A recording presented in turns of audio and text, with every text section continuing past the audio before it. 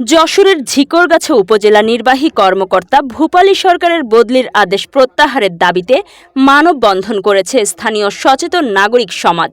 রবিবার সকালে উপজেলা পরিষদ চত্বরে আয়োজিত এ কর্মসূচিতে মুক্তিযোদ্ধা, শিক্ষক, সাংবাদিক, স্বেচ্ছাসেবী সংগঠন সহ কয়েকশো মানুষ অংশ নেন।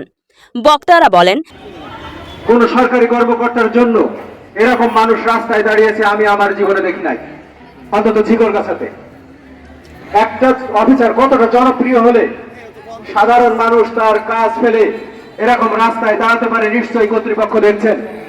ভূপালী সরকার শুধু একজন উপজেলা নির্বাহী কর্মকর্তা নন, তিনি সাধারণ জনগণের বন্ধু।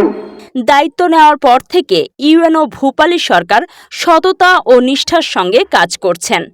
তার কারণে দুর্নীতিবাজরা সুবিধা করতে পারছে না, আর এ কারণেই একটি মহল তাকে বদলির চেষ্টা করছে।